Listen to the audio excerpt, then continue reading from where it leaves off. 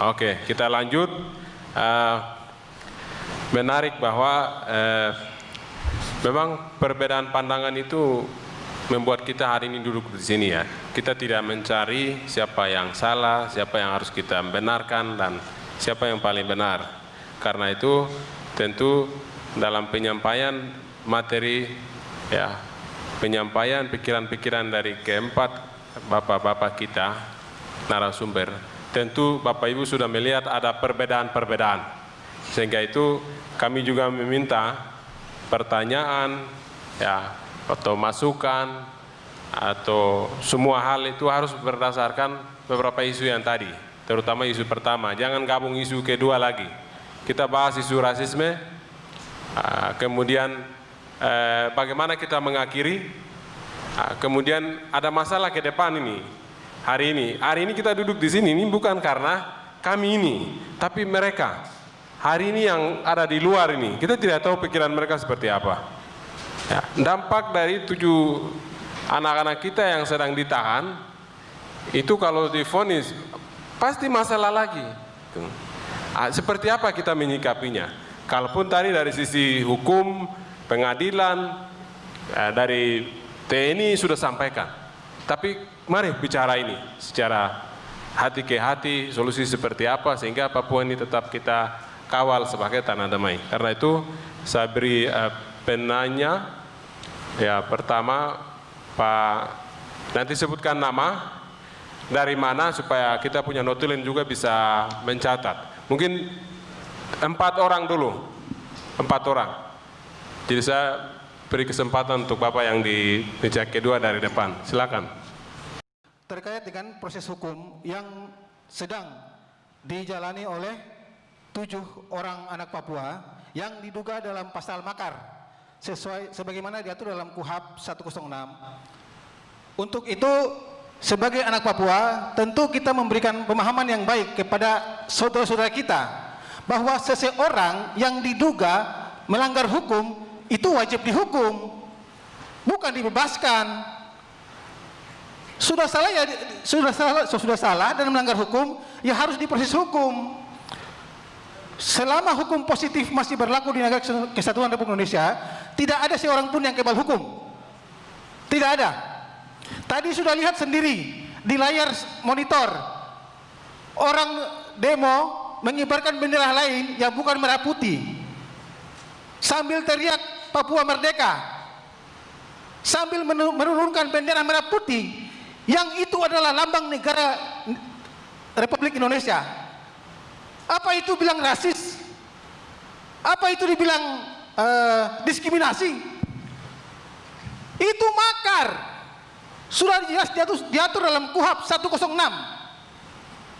Itu makar. Pertanyaannya tujukan kepada Pertanyaannya terhadap saudara-saudara kita yang menjalani proses hukum di Kalimantan itu, saya berharap semua pihak menerima putusan karena itu adalah proses hukum yang sedang mereka jalani. Demikian, saya terima kasih. Terima kasih Pak Arebo. Jadi itu bukan pertanyaan, tapi itu pernyataan. Jadi tidak perlu dijawab. Ya, Bapak itu ya. Ya, berdiri, silakan.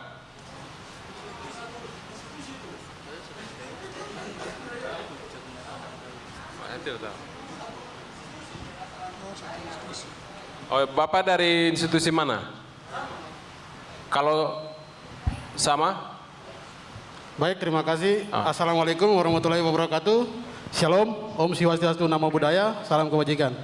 Saya Ali Kabiai, Ketua Dewan Pimpinan Daerah Pemuda Mandala Trikora Provinsi Papua. Pertama-tama saya mengucapkan terima kasih untuk Bapak Kapolda, Bapak Kasdam, dan seluruh masyarakat yang sudah hadir di sini. Mungkin tadi saya ada sedikit pertanyaan yang saya tulis di sini. Mungkin saya tujukan kepada Kakak Besar, Bapak Kapolda Papua. Perbuatan yang sudah didakwakan kepada ke-7 orang yang sudah diproses hukum di Pengadilan Negeri Balikpapan. Tadi Bapak Kapolda sudah sampaikan bahwa mereka ini sudah terstruktur dan secara masif. Sebagai anak asli Papua, mungkin saya ada sedikit opini dan tambahan bahwa ketujuh tahanan ini bagi saya adalah korban. Bagi saya adalah korban karena mereka ini adalah bukti dari provokasi dari orang-orang di atas mereka. Untuk itu pertanyaan saya hanya satu, ketujuh orang ini hanya pengendali lapangan tadi menurut Bapak Kapolda. Dan apakah jajaran penegak hukum sudah mempunyai gambaran kepada siapa-siapa aktor di balik mereka-mereka ini? Karena menurut saya mereka ini adalah pengendali lapangan. Masih ada orang-orang di Papua atau di luar negeri yang mengendalikan mereka. Terima kasih Bapak, Tuhan memberkati. Baik, terima kasih atas pertanyaannya. Ya, anak-anak mahasiswa ini, silakan sebutkan nama, dari mana institusinya. Kalau mahasiswa sebutkan dari perguruan tinggi mana. Baik, perkenalkan nama saya Agus Obe, saya wakil Ketua BEM Universitas Cendrawasih, bersama-sama dengan saudara saya Piri Kompo yang sedang ditahan. Baik, yang pertama saya ditanyakan terkait materi dari Bapak Peter sudah menjelaskan bahwa kita ini anak-anak Papua ini selalu, orang Papua selalu dapat diskriminasi dalam bentuk hukum, yang mana kita selalu disebutkan dengan makar. Setiap gerakan Papua selalu disebutkan dengan makar atau separatis. Nah ini juga artinya bagian daripada pertanyaan kenapa harus begitu. Dan yang menjadi pertanyaan, apakah salah ketika mahasiswa menyampaikan bahwa negara ini harus ada undang-undang yang mengatur tentang rasis? Nah itu yang saya tanyakan kepada Bapak Kajati, karena Bapak tadi sampaikan bahwa di negara ini tidak mengatur tentang rasis. Apakah salah ketika mahasiswa menyampaikan pendapatnya? Itu saja. Kenapa harus mahasiswa dihukum kayak gitu? Baik, terima kasih adik. Ini ditujukan kepada Bapak Kejati. Pertanyaan kedua, pertama kepada Bapak Kapolda. Masih ada lagi satu? Silakan. Perkenalkan, nama saya Bayam. Bayam. Yang mau masukkan di sini, masukan, saran dan tanggapan. Jadi pertama masukan di sini terkait dengan aksi rasisme tanggal 19 itu tidak ada di Montevideo apapun itu rasa dari orang-orang asli Papua itu sendiri. Dan itu tidak ada yang bilang di sini ada bilang kayak ada bilang dari UWB, ada bilang dari mana-mana. Itu semua kita semua turun. Yang kedua, kenapa hari ini undang-undang nomor 40 tahun 2000 didapat tentang penghapusan rasisme kemudian etnis. Tapi hari ini kenapa mereka kayak makar? Yang kemarin hasilnya bintang itu di kantor gubernur itu bukan kelompok dari BEM ataupun HSBB ataupun organisasi yang berpendidikan di atas sana, tapi itu rasa daripada orang asli Papua itu sendiri. Dia mengalir keluar karena sakit hati. Jadi saya bantah yang tadi disampaikan oleh yang Bung siapa ini. Ya, lanjut ya itu. Ya, itu memang kita punya undang-undang alinea pertama bahwa sesungguhnya dia hak segala bangsa. Oleh sebab itu maka belajar dihapuskan, termasuk dengan diskriminasi. Pertanyaan. Yang maka yang dikaitkan ini ada apa? Itu pertama. Yang kedua, masalah terkait masih dilanjutkan dengan poin 2, rasisme.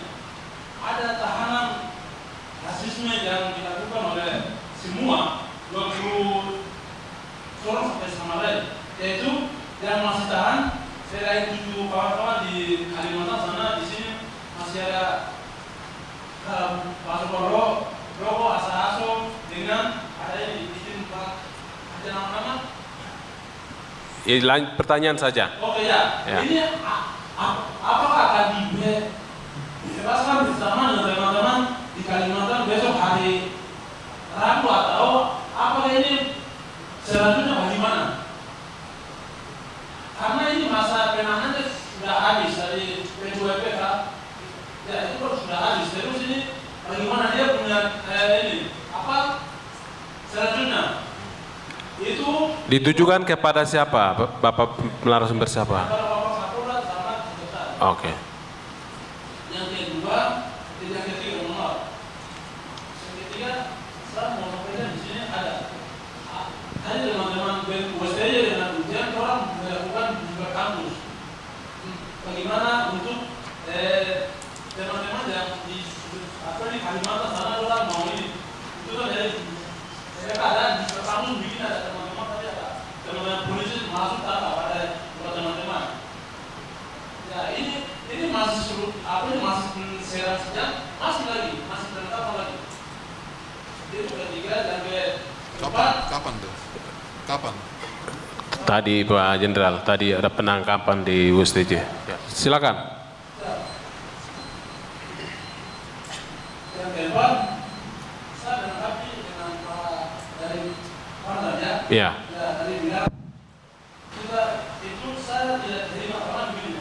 Rasa sekitar toleransi Papua tidak bisa diobati dengan pengangkatan jabatan pimpinan hak.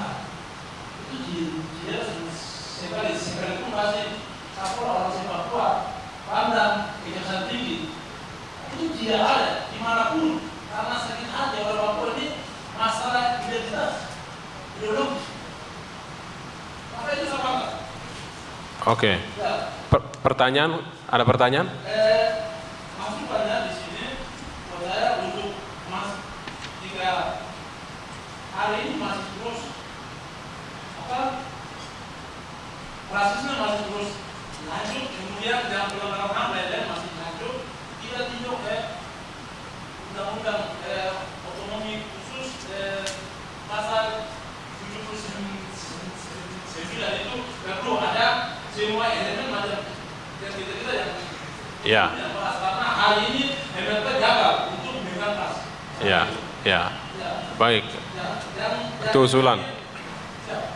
Yang terakhir, ini teman-teman buat kita semua bahwa ini untuk semua orang yang bekerja di sini bahwa semua kita harus tahu KNPB ada di mana-mana, KNPB ada di mana-mana, tetapi KNPB tidak di mana-mana.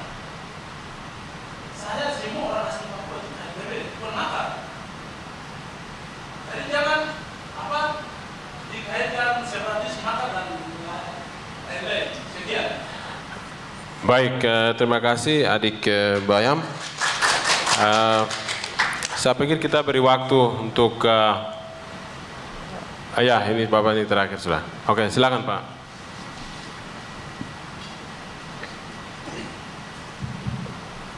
Sebutkan nama, pertanyaan ditujukan kepada Bapak narasumber siapa? Silakan. Ya, Shalom. Belum. Nama saya Kris Monataba, pendiri dan ketua umum Partai Lokal Papua Bersatu, Provinsi Papua dan Papua Barat, dan sekaligus tokoh sejarah pencetus Partai Lokal di atas negeri ini. Saya lihat, saya langsung saja pada isu pertama itu rasisme. Saya tujukan kepada Bapak Kapolda, rasisme ini adalah sebuah kepentingan saja. Kenapa sebuah kepentingan? Karena anak-anak saya 7 orang di Kalimantan, mereka jadi korban. Iya toh? Jangan kita lihat rasisme ini dari aspek politiknya saja, tapi lihat dari aspek hukum. Siapa yang bersalah? Biarkan pengadilan Kalimantan dan polis. Ini polis belum ada, tapi kita sudah bicara di sini. Iya toh? Polisnya belum ada, kita sudah bicara. Persoalannya kan tadi Bapak Kapolda sudah paparkan. Pertanyaan, jangan mengulang lagi. Saya mohon kepada Bapak Kapolda, anak-anak saya 7 orang ini, yang menjalani minta ketuhanan, dan mereka itu adalah umat Tuhan. Bagaimanapun juga mereka harus bisa mengajar, dikembalikan ke negeri Tuhan memberkati kita sendiri. Terima kasih. Ya itu masukan ya, bukan pertanyaan. Saya pikir cukup dulu. Oh ya, ini terakhir sudah, ayo oke. Pertanyaan ya, jangan mengulas-ulas lagi yang sudah kita bahas. Terima kasih untuk waktu dan kesempatan. Yang saya hormati Bapak Kapolda dan yang saya hormati Kejati dan saya hormati Pangdam atau yang mewakili dan moderator. Langsung saja saya pertanyaan kepada Kejati. Begini, negara ini hukum rasis. Negara hukum rasis. Tadi Kejati menjelaskan bahwa negara Republik Indonesia kesatuan. Tetap berbeda-beda tapi nama satu. siapa? Nama saya Begini Siando. Oke. Saya dari Uncen. Oke. Negara Republik Indonesia ini satu. Siando. Dan tidak ada berbeda-beda. Tetapi jelas kami beda. Kami ini rambut keriting, kulit hitam. Tadi pertama sekali Kakak Samuel Tawuni sudah putar di Afrika Selatan itu untuk rasisme, rasis ditindas, ketidakadilan. Jadi sudah mengungkapkan orang yang sudah mengungkapkan pertama kali di Surabaya atau Yogyakarta itu 9 bulan bebaskan. Kemudian yang kita yang turun lapangan langsung ditahan vonis 15 tahun, 17 tahun. Ini negara ini tidak benar. Jadi kami minta dari Bemunten minta, Pem-Pem yang ada di Tanah Papua minta segera bebaskan 7 tahanan politik yang ada di Kalimantan. Itu saja. Baik. Kembalikan. Terima kasih. Mungkin kita beri waktu untuk Bapak-Bapak menjawab. Ada beberapa pertanyaan, ada beberapa masukan. Jadi kembali ke Bapak Kapolda. Waktu dan tempat kami persilakan.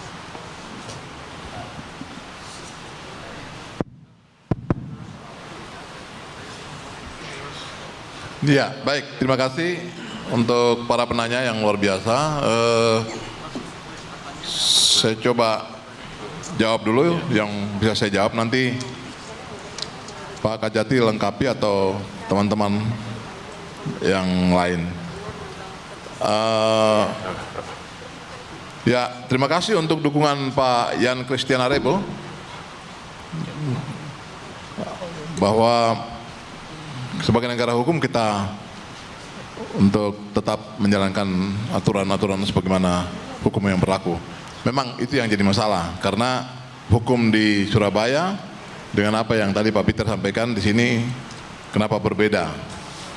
Itu yang jadi pertanyaan kan. Tadi sudah saya jelaskan bahwasanya memang yang digunakan di Surabaya itu hanya satu aturan hukum, yaitu unsur Undang-Undang ITE, ya, yang digunakan dalam penuntutan penjeratan sampai dengan penuntutan para terdakwa itu, sehingga mungkin hukumannya tidak maksimal, ya. Itu yang pertama. Kemudian yang kedua, untuk para adik kita yang lain di sini bisa dilihat dalam jumlah tersangka kita yang terkait dengan perbuatan-perbuatan melawan hukum dari sejumlah wilayah.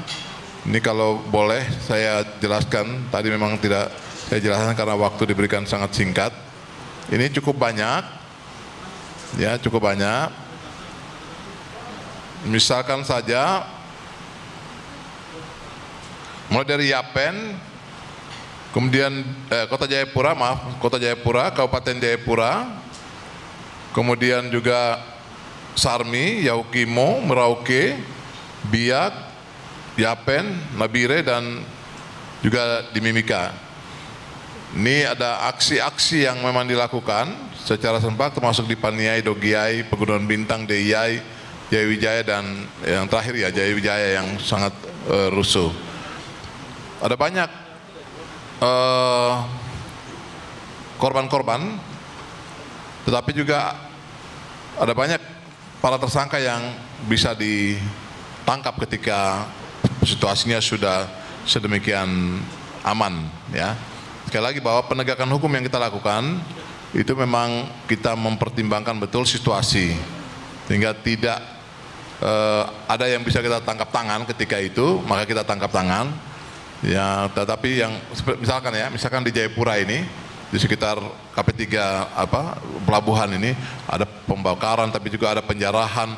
Itu ada dealer motor yang kemudian rame-rame mereka ambil, membawa, itu ditangkap sama anggota. Itu pencurian, masuk unsur pencurian. Kira-kira begitu. Ada juga yang gendong-gendong materi yang lain, itu juga ditangkap. Artinya seperti itu. Kemudian juga ada yang merusak, membakar, ada juga yang ditangani. Ya. Dan itu sudah diproses. Ya, ancaman hukumannya beraneka ragam.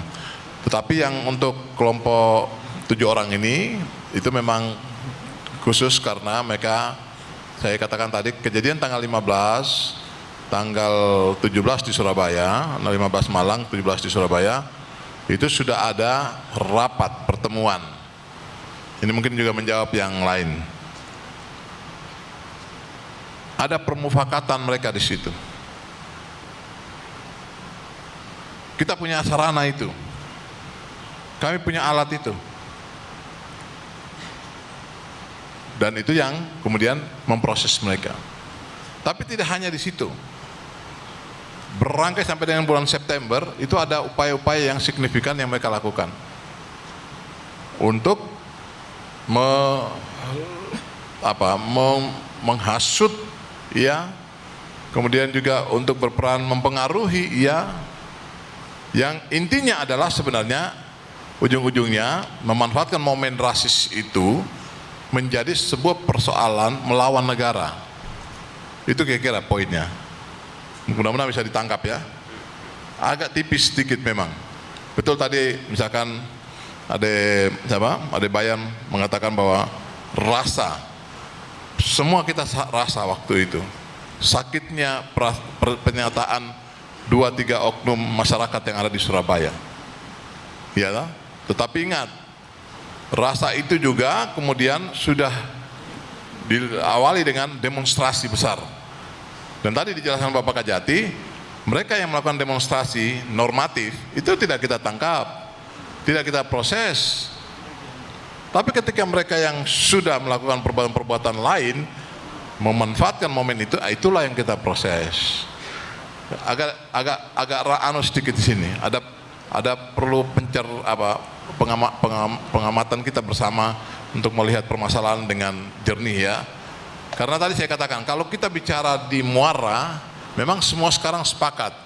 Nah, itu tahanan politik, itu makar, relevansi dengan politik, kira-kira begitu ya. Tapi kenyataannya sebenarnya ini ada rangkaian cerita panjang. Mereka duduk dan mereka bicara, mereka bahas, kami monitor semua itu. Siapa berbuat apa dan bagaimana. Kemudian ada juga yang memimpin. Tadi bisa lihat ya, di Dok 2 ya, ada yang memimpin.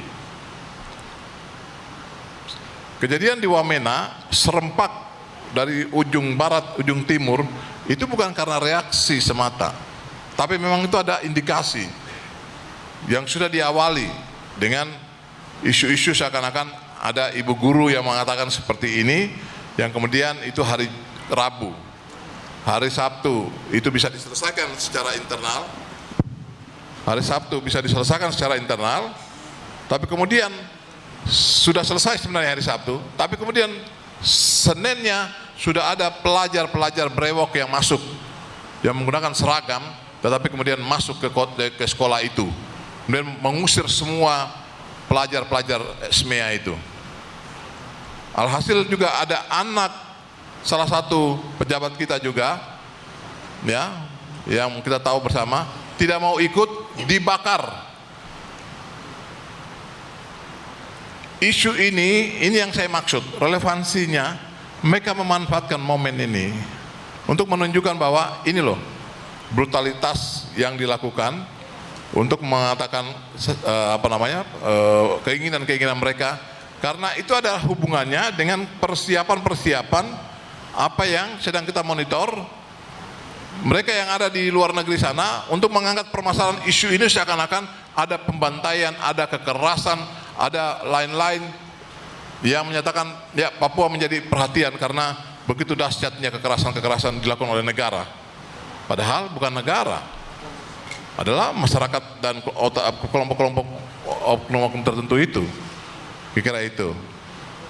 Jadi poinnya itu sebenarnya berrelevansi dengan keinginan peran daripada para mereka-mereka ini.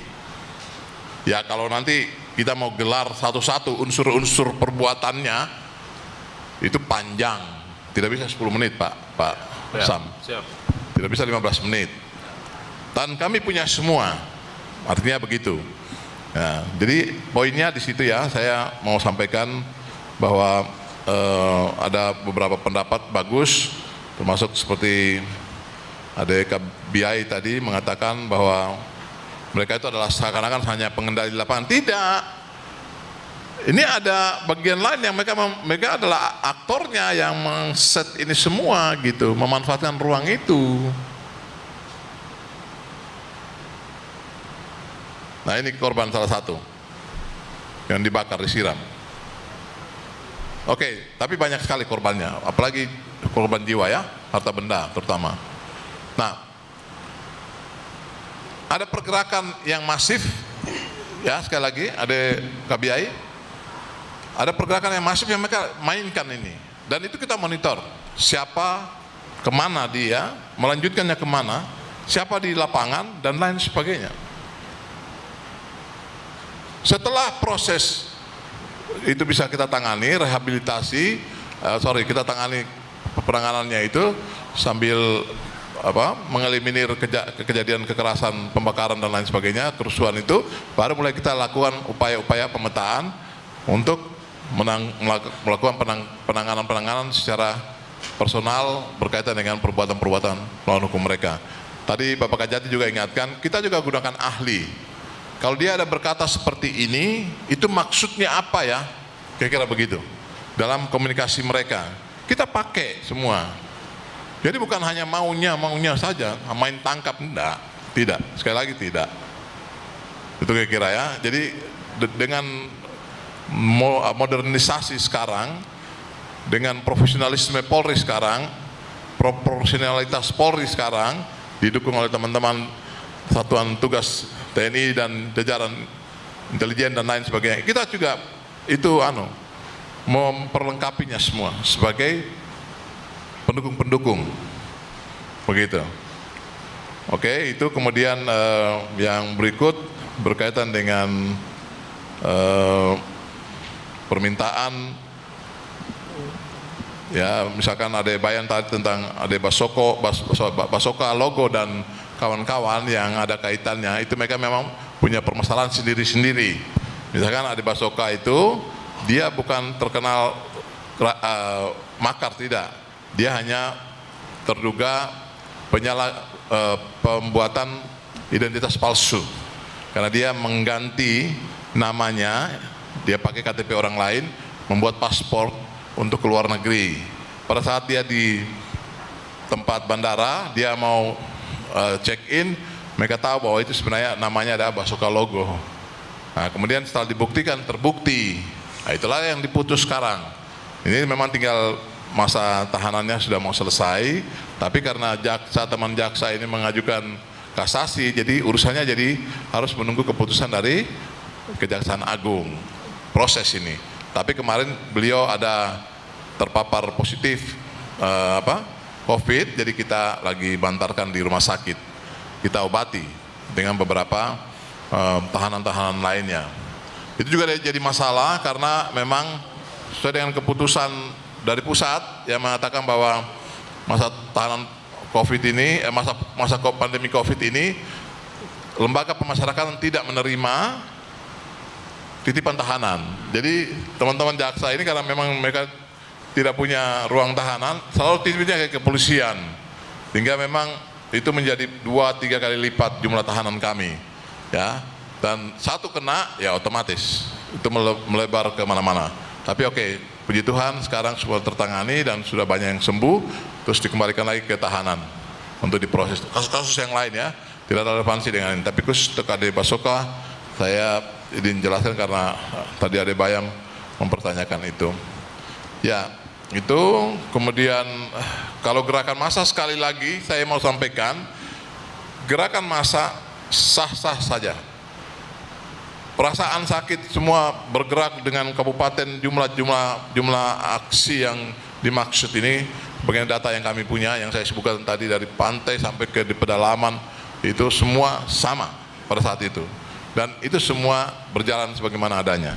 Tetapi ketika perbuatan dia sudah mulai melakukan kekerasan-kekerasan, perbuatan melawan hukum secara personal yang bisa kita tangkap, sekali lagi, yang bisa kami tangkap, karena terlalu banyak pelakunya, dan kami tidak punya kemampuan untuk menangkap semuanya. Tapi yang bisa kami tangkap, itu yang kami proses sekarang ini. Dan sebagian besar sudah menjalankan hukuman, kemudian sudah keluar, ya, sudah keluar. Itu kira-kira. Kemudian tadi juga disampaikan tentang ada aksi kampus, ya, ada bayam, ya, aksi kampus yang katanya pagi ini kah? Oke, nanti kakak cek. Ya, artinya itu mungkin langkah preventif biasanya diambil oleh teman-teman di wilayah, Pak Kapolresta, Kapolsek, mungkin mereka lakukan itu langkah-langkah preventif. Jangan sampai nanti akibat daripada upaya-upaya begini yang kemudian nanti menimbulkan salah persepsi, salah duga, kemudian bisa menyebar kemana-mana. Tapi nanti setelah ini saya akan cek kembali tentang adik-adik ini. Tidak ada masalah, itu semua bisa kita ajak bicara, tapi ketika kita berkomunikasi baik, kira-kira begitu. Kemudian yang lain, ya, kalau tadi ada Bayam juga mengatakan KNPB itu tidak di mana-mana, begitu ya? Iya, seperti itu. Hah? KNPB itu tidak kemana-mana, ada tidak kemana-mana, ada di, tapi ada di mana-mana. Ada di mana-mana. Ya, berarti sebenarnya jawaban saya tadi benar juga itu. Relevansi yang di Malang itu adik, Aliansi Mahasiswa Papua itu, adik-adik ini sudah, ya, biar tahu itu. Dorang sebagian besar sudah jadi mahasiswa abadi. Dorang sebagian besar sudah tidak sekolah, tapi mereka menguasai asrama-asrama. Kalau ada yang ikuti di Jalan Cilaki nomor 7 Bandung, ya, asrama Kamasan 2 di Bandung, itu ditutup oleh warga masyarakat Bandung karena terjadi pembunuhan di situ. Karena sudah pesta pora mereka, sudah lupa tentang identitas mereka. Adik-adik sebagian besar mahasiswa pelajar kita itu oleh pemerintah daerahnya dikoskan atau dikontrakkan rumah-rumah di luar asrama. Karena asrama ini hampir 100% dikuasai oleh kelompok ini. Begitu. Jadi memang ada di mana-mana, dan perjuangannya mereka ya begitu.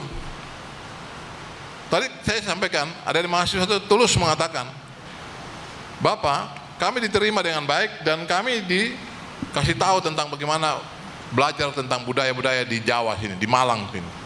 Oh, bagus. Iya Bapak, tapi di ujungnya itu Bapak selalu didogma untuk melawan negara. Jadi terjawab, Ade Bayam mengatakan itu. Terima kasih Ade Bayam untuk pengakuannya begitu. Ya. Dan ini yang berrelevansi naik ke atas.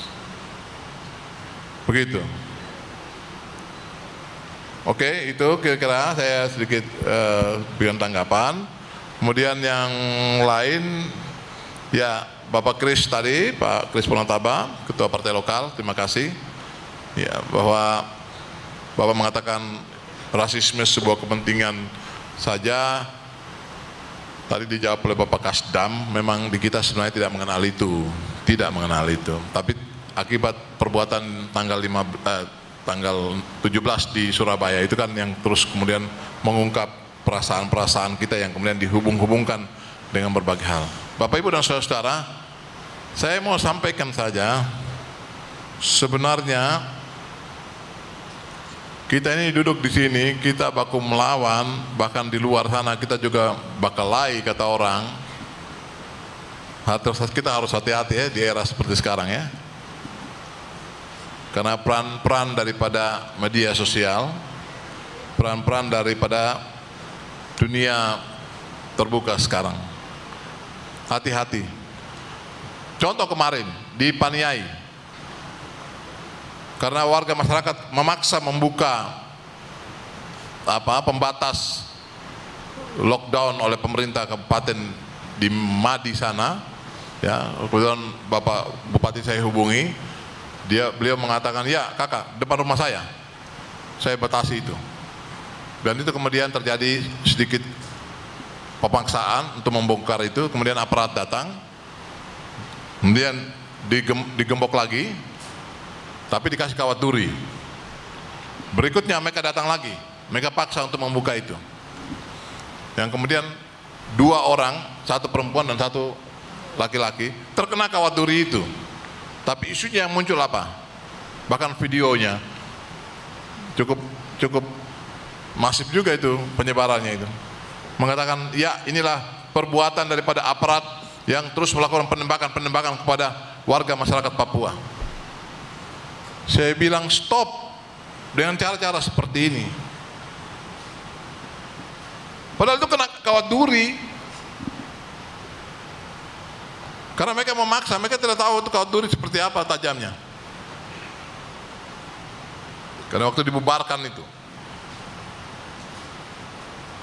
Oke, kira-kira itu diantaranya ya. Jadi artinya memang di era sekarang ini kita harus hati-hati mengelola berita dan lain sebagainya terkait dengan permasalahan ini. Ya, saya pikir itu harapan saya tentang peran era kekinian yang perlu kewaspadaan kita bersama. Kemudian kalau untuk meminta kembali para tahanan 7 orang ini, itu mereka proses di sana Pak. Nanti setelah putusan ingkrah, kemungkinan besar akan dikembalikan ke sini. Begitu Bapak. Jadi ini proses yang kita maksudkan itu karena pengalaman waktu lalu, tahun 2005 itu. Dan itu memang sudah terbayang kalau kejadian itu, apalagi dengan era kekinian, betapa cepatnya viralisasi, saya pikir kita tidak akan beraktivitas seperti ini. Corona ditambah lagi dengan permasalahan ini, itu pasti lumpuh kegiatan aktivitas kita ini. Jadi sekarang prosesnya pemisahan itu, pemilahan itu disisihkan ke daerah sana dengan keputusan Mahkamah Agung, itu kepentingannya untuk menjaga keamanan dan kenyamanan ini. Kami lapor kepada Bapak Gubernur dan pemerintah di sini, termasuk di Ketua DPR dan MRP dan sebagainya. Itu kepentingannya hanya persidangannya. Soal penahanannya nanti tinggal kan sebagian besar sebagian begitu, umumnya begitu. Ada yang diputus di mana, ditahan juga di sini, diproses di sini. Karena ada pertimbangan kemanusiaan sebenarnya, pentingannya itu. Baik, itu mungkin yang saya minta. Tapi kalau dari Ade Meki tadi, Uncen yang mengatakan minta bebaskan para tahanan, nah itu bukan porsi kami. Ya, kami tidak sampai di situ. Kalau kebijakan, saya pikir kemarin kami juga sudah mengikuti kegiatan webinar dari Bapak Ketua MPR RI, Pak Bambang Susetio, Bang Yoris, Bang Robert Kardinal, Bang Wahab Mahma, dan juga beberapa tokoh lain, termasuk kita ada di sini yang hadir dalam momen itu sudah disampaikan. Saya ikuti betul, tokoh-tokoh kita sudah menyampaikan itu kepada Bapak Ketua MPR RI, dan beliau-beliau janji, beliau-beliau dalam waktu cepat akan berkunjung ke Kalimantan Timur untuk bertemu dengan ke-7 orang ini, dan mungkin itu nanti langkah-langkah lain, itu kami tidak masuk ke ranah itu. Tapi secara kemanusiaan, saya juga mau sampaikan di forum ini, kami juga sudah mengutus pejabat kami dengan beberapa anggota ke sana untuk melihat mereka, kemudian membantu keluarganya yang ada di sana. 2 istri daripada para tersangka ini sudah dibantu juga secara kemanusiaan. Artinya bahwa itu juga kita lakukan, begitu, ya. Jadi artinya ini penting. Tadi Pak Peter mengatakan bahwa ini juga mungkin merupakan sebuah catatan baik untuk melihat persoalan ini secara menyeluruh. Boleh, setuju. Artinya situasi ini yang penting bagi kami. Tadi Bapak Kasdam juga ingatkan, kita jaga betul keamanan dan ketentraman ini.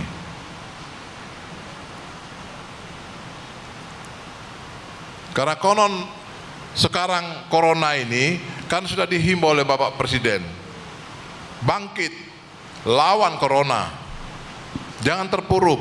Nah, jangan sampai nanti akibat kerusuhan kita terpuruk lagi, gabung dengan corona, makin terpuruk kita. Begitu dari saya, terima kasih. Baik, terima kasih Pak Kapolda. Pertanyaan berikut itu kalau saya tidak salah dari Pak Adik, siapa namanya tadi? Meki menyampaikan ke Bapak Kejaksaan, tapi sebagian sudah dijawab oleh Pak Kapolda bahwa kalaupun Bapak katakan kita Pancasila berbeda-beda tetap satu, tapi di Papua itu rasisme itu masih ada. Ini pandangan Bapak bagaimana? Seperti itu tadi Bapak. Ya.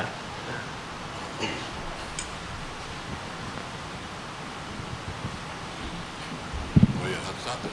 Pakai jati punya.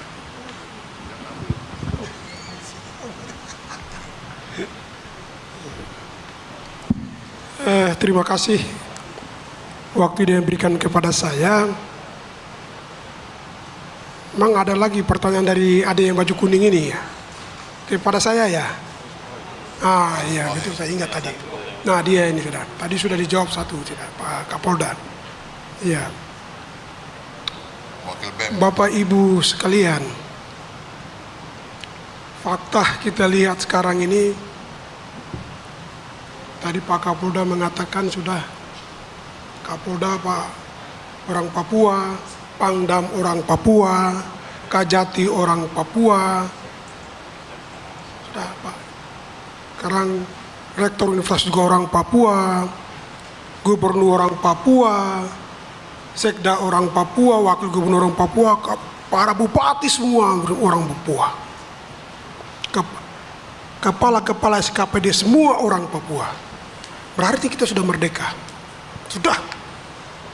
Kita sudah merdeka, namun merdeka secara de facto, bukan yuridis. Nah, jadi apa lagi yang kita mau bicarakan? Adik-adik sekarang banyak sudah sekolah di mana-mana. Sudah keluar daerah banyak-banyak, sudah. Bahkan sampai ke luar negeri.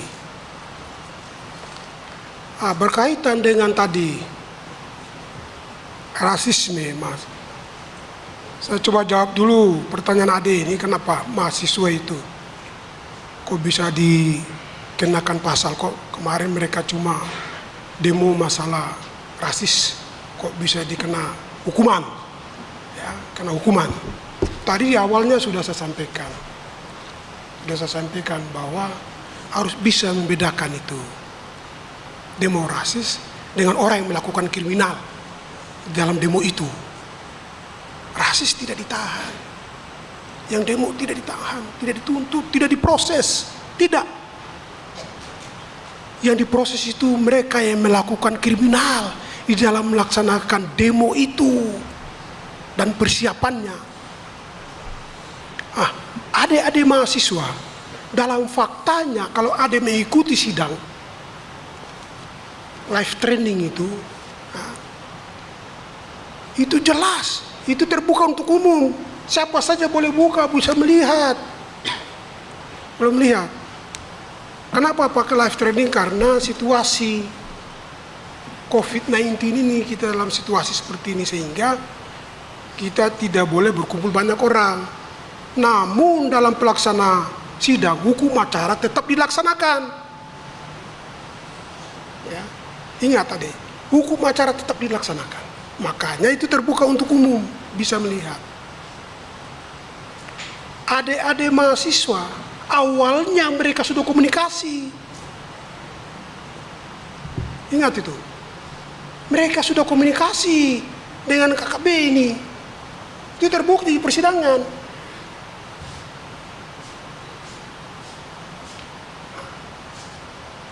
Masalahnya apa? Kenapa mereka tidak menolak? Oh, jangan. Ini organisasi larang masuk ke sini, bahaya ini, tidak boleh. Saya harus stop. Lapor pimpinan bisa kan? Kan bertanggung jawab juga pimpinan. BM itu kan bukan jalan sendiri kan, begitu Bapak Rektor ya. Kan ada. Lapor ke OPA, ini bahaya, jangan.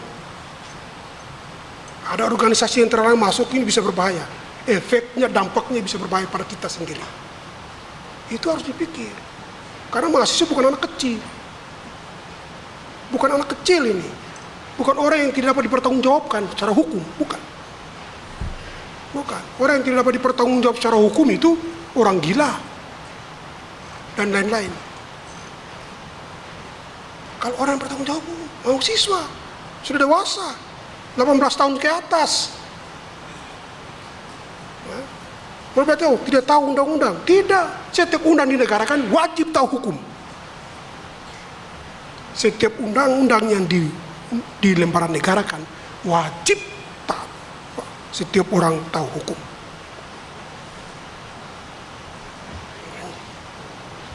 Kenapa berkomunikasi? Tidak stop. Tidak dilaporkan. Atau tidak lapor kepada pihak yang berwajib. Yang memberi izin. Waduh Pak, ini ada begini.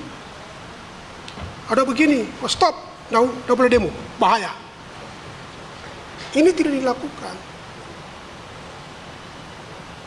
Malah berkomunikasi. Ada surat edaran lagi di situ. Mereka nerima surat edarannya di KKP. Jadi adik-adik ikut itu persidangan itu supaya paham itu. Supaya paham itu. Oh ternyata mereka juga komunikasi, mereka juga ikut. Pada organisasi terlarang ini, mestinya kita tahan diri, atau lapor ke pimpinan, atau lapor ke pihak yang berwajib. Bagaimana langkah kita ini? Ini ada yang begini-begini. Sehingga bisa diantisipasi sejak awal. Kalau diantisipasi sejak awal, tidak terjadi apa-apa itu. Tidak terjadi apa-apa. Jadi, tolong dipahami. Tolong dipahami. Besok-besok adik-adik harus hati-hati. Silakan menyampaikan pendapat. Tidak dilarang kok. Orang menyampaikan pendapat tidak dilarang. Undang-undang lindungi. Tapi kan ada syarat-syaratnya. Ada syarat-syaratnya yang harus dipatuhi kan begitu. Jadi saya kira itu adik ya. Jadi tolong supaya besok-besok harus hati-hati. Kita negara demokrasi, silakan. Tapi kita ada aturan yang perlu harus ditaati dan dilaksanakan. Saya kira itu. Terima kasih. Baik, terima kasih. Tepuk tangan untuk Bapak-Bapak yang sudah menjawab. Kita mengangkat isu rasisme ini karena memang ada masalah. Ya, ada masalah dari aspek hukum, tapi juga ada aspek politik dan juga ada aspek lainnya, ikutan lainnya. Karena itu dari pandangan Bapak-Bapak yang hari ini ya menjabat sebagai Kapolda, Kejaksaan Tinggi, ya, TNI, ya, pimpinan TNI dan kuasa hukum sudah sampaikan pandangan-pandangan Bapak-Bapak sekalian. Ini kalau Bapak Ibu hadirin, kalau mau ingin mengajukan pertanyaan lagi, silakan menulis. Ya, silakan menulis. Oh ya, ternyata ada Pak Fiterel, ada pertanyaan lagi yang mau ditanggapi. Silakan, mungkin setelah ini kita harus makan. Jadi Bapak Ibu yang mau bertanya, silakan menulis dan kasih ke panitia, kami catat dan itu akan kita bacakan dari proses dari semua kegiatan ini. Jadi waktu dan Pak kami persilakan. Ya baik, terima kasih Pak moderator yang luar biasa.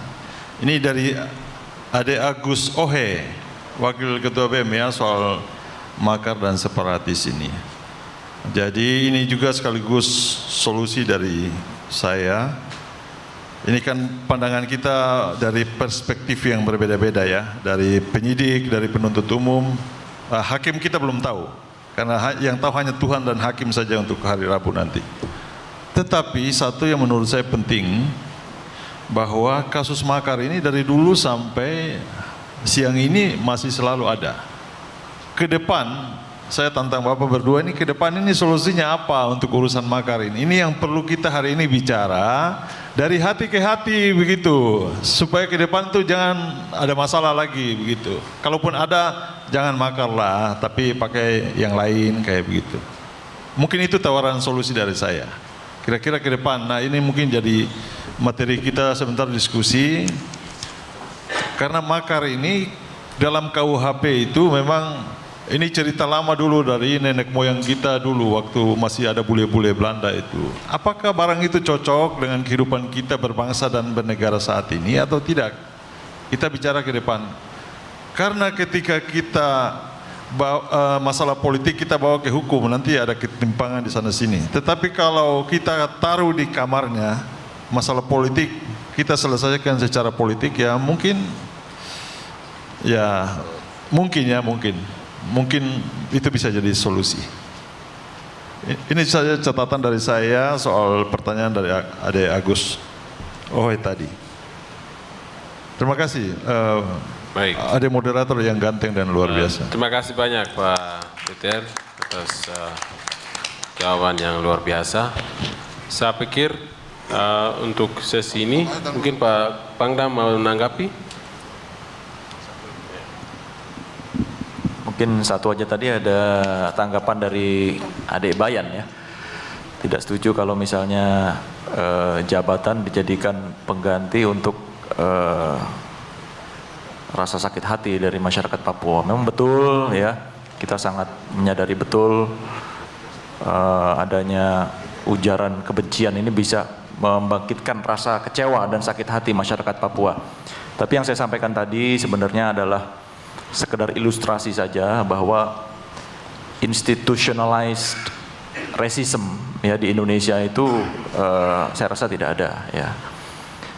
Tadi contohnya seperti itu, bahwa masyarakat Papua ataupun putra asli Papua tidak dibatasi ya. Dalam TNI tadi saya sampaikan, contohnya adalah Pangdam kita, Pak Herman Asaribab. Beliau sebelum kejadian itu sudah menjabat sebagai Pangdam di Kalbar selama kurang lebih 5 bulan ya. Dan sangat diterima oleh masyarakat Kalimantan Barat ya. Beliau sangat bagus sekali pendekatan teritorialnya. Berbeda kalau saya boleh membandingkan ya, satu negara di Asia Tenggara yang menurut kita sangat maju ya, sangat modern ya. Kita sebut saja Singapura. Di sana saya berapa kali sekolah di Singapura ya. Kalau saya berbicara dengan teman-teman saya keturunan Melayu ya di Angkatan Bersenjata Singapura, mereka sudah tahu ya takaran, batasan jabatan, pangkat sampai dengan apa, mereka sudah tahu. Karena yang bisa ke atas, bisa mendapat jabatan bintang itu hanya yang keturunan Tionghoa ya. Demikian juga mungkin rekan-rekan yang ada di Malaysia ya, Angkatan Bersenjata Malaysia. Yang bukan dari Melayu juga harus menyadari ya batasan. Tapi di sini kan tidak ya. Di Angkatan Darat kita ada Letnan Jenderal Yopi Ones ya, beliau sebagai Komandan Pusat Teritorial Angkatan Darat, dan kita bangga ya, beliau memang mencapai jabatan dan pangkat tersebut dengan betul-betul dengan kemampuan, dengan kompetensi beliau ya. Jadi itu ya, maksud saya itu memberikan contoh bahwa kalau rasisme dibilang tidak ada kaitannya dengan jabatan, mungkin tidak juga seperti itu ya. Karena rasisme itu adalah hal yang mendorong diskriminasi, segregasi. Tapi di negara kita kan tidak seperti itu. Terbuka ya, kesempatan yang sangat luas. Tadi disampaikan oleh Bapak Kapolda, di semua bidang ya, pemerintahan dan lain sebagainya, semua sudah ambil alih oleh putra Papua. Saya rasa itu. Terima kasih. Baik, Bapak Kasdam yang luar biasa atas pencerahannya. Saya pikir untuk sesi pertama sekian, kita harus rehat